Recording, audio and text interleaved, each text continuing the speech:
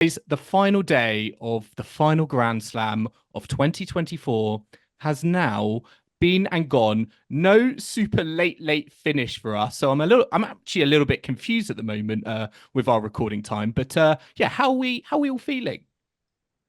Underwhelmed, I think, Oh, after the men's A little final. deflated, you know? it's sad it Yeah. ended this way. Yes. I feel the parallels were there between the men's and the women's finals. So close to going to that extra set, but Yeah. not quite. So they kind of just never reached the crescendo, It's sort bubbled of under. we're starting off on a downer, but it does feel like this US Open, it didn't really get out of third gear, did it? Oh, it maybe didn't. They've, I they've think, been better, I think, is yeah, a fair we summary. did put out a Twitter poll saying what was the best match, and some people said I'm not sure I can name one. It was a ghost town. Yeah. Mukova did get lots of mentions. Um, there were a few mentions of the men's sides like Shelton Tiafoe, and obviously that Dan Evans match. So we have had our little moments, little highlights along the way, but maybe the finals didn't quite do it justice. Yeah. Yeah, I mean, arguably, perhaps where all the eyes were on the final was not on the tennis, but on all the celebrities in attendance. Because Taylor Swift I mean, was there. Taylor Swift was there, not just Yeah. Taylor Fritz, And but shocking Taylor outfits, Swift. I've got to say as well. Oh yeah. Whose shocking outfit was the most shocking for you, Joel, out of all the celebs in I attendance? think it was Travis think- Kelce, was no, it? well, actually, for me, I think it was a Matthew McConaughey bandana Yes. going on. The USA back. I mean, I love the patriotism, obviously with Taylor Fritz playing. So I got it. It just looked. I just sort of saw him as a bit more suave and would be in a suit. And Oh, really? I He's know very what you bohemian. He also is known famously not to wash particularly. He's very rustic in Oh, his is that approach. right? Yeah, so I Okay, think I maybe did the not know celebrity that. status and premieres might have thrown you off there. But Okay. for me, I loved a comment that you made, Joel, about Travis Kelce's outfit because that just shows your age, maybe. But who did you think he looked like? Yeah, I'm not gonna lie. When I saw Taylor Swift with her boyfriend Travis Kelce, the NFL player for anyone who is not in the Swifty universe, he's got a tremendous mustache. So instantly, when I saw it on TV, I was thinking, Joel, it's myself. I was like, yeah. Well, I thought that initially, but I also thought, oh, that's nice. Taylor Swift's with Stan Smith in the box. Oh, wow. I mean, I'm not sure. It's A not young- negative, what a but a reference. young. A young Okay, Stan Smith, make yeah. sure you say young. We don't want to offend anyone too much on the podcast. But Kim, you're giving sort of Taylor Swift vibes in your outfit, sort of the red and white affair. Hers was Am checked, I? yours was striped. Well, she was. I'm in stripes. She's in checks. So, but yeah, the stars and no Stars and stars. But stripes. I've got the Stars and checks. stripes. Yes, exactly. Hasn't quite worked out for the Americans in the finals this weekend, with both of them losing. But yes, we did have some obviously tennis to talk about as well, not just celebrities. Let's talk about the Taylor on the court, because Taylor Fritz in his first final did end up losing in straight sets. So Jannik Sinner has won his second slam of the season. So both him and Sabalenka winning both the hard court slams this season. Very much the kings and queens of the hard court slams. But yeah, Jannik Sinner getting the job done. 6-3, 6-4, 7-5. Almost could have gone to a fourth set. Taylor Fritz was 2 points away. As soon as Sinner broke back, though, I was kind of thinking, this has 7-5 written all Yes. over it. I don't know about either of you guys. But yeah, I guess what were your initial thoughts on the match that was? Because for me, it was kind of quite predictable. How can we put a positive spin on it? I think is probably the question. Yeah. Well, Joel, you work in marketing, advertising. So how are you going to put a positive spin on it? Professional for me spin and our doctor. listeners? Oh, I'm not sure. Do you know? I'm not sure I can, because I feel like the whole match. I can tag Taylor in if you want me Fritz. to. I can try, Okay. Joel. All right, okay. Chris, you take the reins, because The I third don't feel like I set can give it. was a very positive spin. enjoyable, was what I'll say. That was a tug of war, you know, like the parallels with the Pegula Sabalenka match. I also do think that there is something nice about the fact that now the prophecy has come true from that Wimbledon poster. And the Grand Slams have now been split between Sinner and Alcaraz. So it does feel like we can finally say, obviously there was the Olympics and Djokovic winning it, but on a slam level, it is a changing of the guard. So I feel very positive about next year's slams, I'm going to say. If not, maybe like positive about the match. But now, Joel, tell us why you don't feel positive about the match. Well, I just think from Taylor Fritz's perspective, his game, it deserted him for a lot of the match. And I felt like he was looking to the crowd for a spark or some sort of moment that could kickstart and get himself a foothold in the match. And it didn't really come, I feel, until too late in that third set where, he was sort of staring at the abyss. I think, there were points for Sinner to go 4-2 up with the serve, and he was able to break, and it looked like we were going into a fourth, but it just didn't feel like he was able to bring his A game. And and he wasn't able to, I think, bring the crowd into the match with some sort of tennis that got everyone on their feet. And that for me, I think, was the most disappointing sort of aspect. Was I don't feel like we got lights out tennis from Fritz, but to be honest, from both of them as well. Yeah, I think that's fair. Yeah, Jannik Sinner first serve percentage 51%. If for someone who's winning a Grand Slam final in straight sets, that's not a stat that you would associate. And it's from Sinner's perspective, he didn't even have to play his best tennis because Taylor Fritz was not at the races either, and it was kind of who's just going to be the all you can do is beat the other player in front of you on the court, but it was does that make it more impressive? Fantastic all round. Does that make it more impressive from Jannik Sinner's point of view, the fact that he was able to win in straight sets with a serve that again was just over 50% first serves in? I mean, it does make it more impressive that you can win on your bad days. There's definitely something in that. I think there's a maturity that comes with that, knowing, and I think we've seen this where Zverev had those comments saying that he didn't play well enough to deserve to win it. Well, actually, I think we talked about it and said you don't have to play unbelievable tennis to win a slam. You really do just have to find a way to win. And it seems like this US Open has been about finding a way to win, whether you're Sabalenka, whether you're Sinner, whether you're Jack Draper. You're playing great tennis and then you can come a bit unstuck, but you find a way. And so I think with this, looking at the numbers from previous rounds he has had much better first serve percentage, Sinner, in the previous round. He had 65% first serves in, and he won 77% and 74% on the first serve and second serve, respectively. So again, that's quite different, where the number, I think, was 43% or 48%, I think, of second serve points won. So, I mean, Taylor Fritz was having a good go at the second serve. He wasn't able to convert all of his breakpoint chances. I think it was quite low for the match. I think it was it 2 from 7?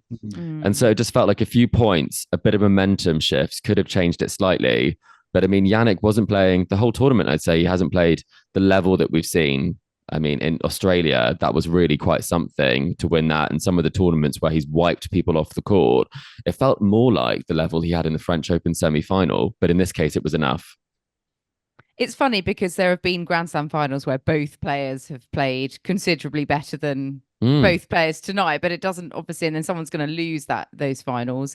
And it's just, it's just the way it is. You've got to win ugly sometimes. And that's also a testament to being a great champion, is just getting that win regardless of how you or your opponent is playing.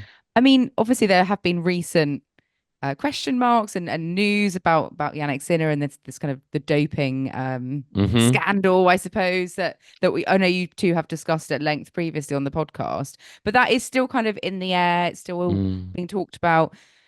Apart from obviously the fact that he wants to rack up another title and get another slam, is it in terms of the controversy or the doping, is this kind of the worst result that could have possibly happened in terms of it, that just bringing it to attention again and everyone kind of talking about it again, rather than him kind of just being able to get on with tennis without kind of too much attention? It's a bit of both, isn't it? I think when something like that, this happens, or a scandal happens, you do want some positive news that can then flood the internet. And then all sort of outlets will get behind that and be like, Jannik Sinner wins second title. And there'll be an awful lot of that news that will be out there that will actually now probably overshadow the wave that was kind of going into the final around how should we feel about this. So in terms of what the narrative will be, I think a lot of it will be, and in terms of what Darren Cahill has said, is just how strong Jannik Sinner is to get through this in terms of all of the attention. I mean, we've talked about it. I'm not sure that's particularly much pressure for him. He's not a listener. But I mean, there's been a lot of question marks around it throughout the entire year, and he still managed to put together the best season of his career. And I can't imagine what it would be like to go through that. I also do think that is something that, I mean, the penalty he had was not particularly great, but I think the emotional burden is significant. So to get through it and to come out with a slam, having been in a situation where it didn't look like that was always going to happen, I think you have to give credit where credit's due. I mean, he's really, really strong mentally. Incredibly resilient with all that going on, and it not even being sort of public for a while, and it just having to deal with all that. And I think that's just, it's even sort of, it makes you realize how much he's had to deal with, and to get this result, you know, fair play, kudos to him. But Joel, do you think that Sinner's done enough, like form wise on the court with this win, to prove that he is, you know, above all, like the world number one? Because he's now, you know, with Alcaraz and Djokovic kind of falling early here, he's about, I think, 4,000 points ahead in the rankings now. He's got quite a considerable margin. So do you think that's a fair kind of end point once, you know, the end of the US Open, for him to be so far ahead? I do think now that he can be justifiably the world number one in, as I say, the tour arena on the tour, but also at Grand Slams. And I don't think that was as kind of certain like earlier in the season, particularly because we were talking about Jannik Sinner's body and best of five and whether it would hold up. But I think he's shown over this last couple of weeks that he has been able to keep it all together. He has been able to produce the best tennis, and he has been the person who's able to stick at it until the very end. And you look at the players around him like Alcaraz and Djokovic, they've just not been able to do that. And I think as a result of that, I think you do say now that he has been the world number one. I think he's the world number one, and he's shown that both in best of five, but also in best of three. Whereas I think earlier in the season, I think there were arguments still to make that Alcaraz and Djokovic were producing the better tennis in, as I say, in the longer format. Yeah, and I mean, Jannik Sinner is still only 23, so like by winning the Australian and the US Open in the same year, he's only the second youngest player to have done that in the Open era. Jimmy Connors, I think, was the youngest in 1974. So, I mean, he's still got just such a long career ahead of him, and you know, he's achieved so much already. Taylor Fritz also, you know, quite young, still got a long part of his career ahead of him, hopefully. How do you think he'll be, you know, reflecting on his tournament and this match in particular, Chris? Well, I think he's had a great tournament. I think it's been a big result for him to prove that he can, you know, be considered the top American. He had lost that title, and we were talking about it. I think a lot of us were backing Tommy Paul to be the highest ranked American by the end of the year. He was one of the Americans who didn't have that semi-final run. I think Tiafoe had been there previously, Shelton and Paul. So I think that's a really big thing for him. In terms of this result, unfortunately, it does cement the fact he might be in the best of the rest category as opposed to in that top tier. I think we are seeing at the slams that there are these players who are better than everyone else.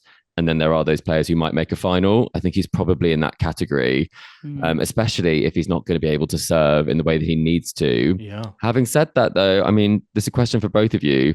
His game on grass would be very, very formidable. He's won the Eastbourne title more than anybody else.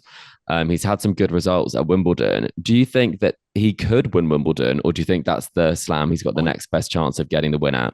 Yeah, I think he's got a very good chance on grass, particularly, I think, because grass, I think, helps mask some of his weaker kind of areas, particularly, I think, around movement. Because I think in this match, you know, what Sinner did really well was kind of get into those extended rallies from the baseline, and he was able to move Fritz quite at ease, really, at times across the court. And it just, I think, showed, as I say, with Fritz and his movement, it's not as good as maybe as it needs to be when you're coming up against someone like a Jannik Sinner. But perhaps on the grass courts of Wimbledon, where, you know, you can rely on big weapons like a big serve, the rallies are, generally speaking, a bit shorter. Movement isn't as big of as an issue, but I think here it did really count against him on the hard courts in New York.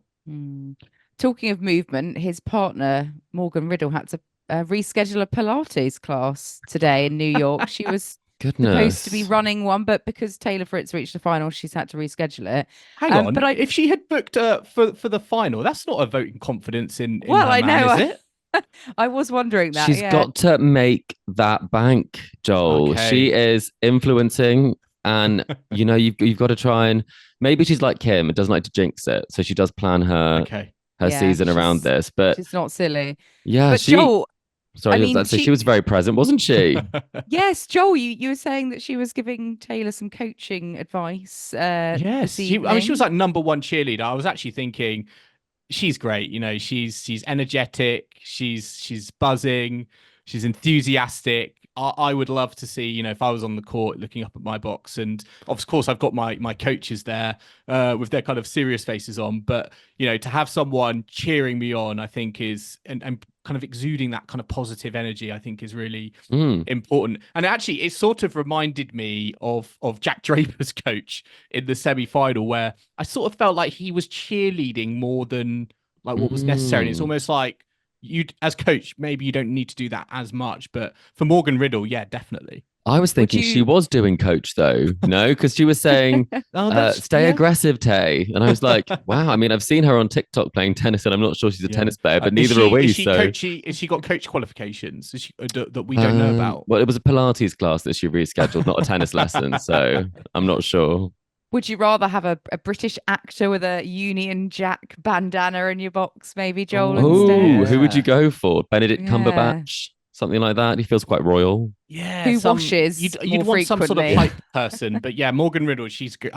She just loves to, she just gets stuck in, doesn't she? She loves to get involved. Yeah, she does indeed.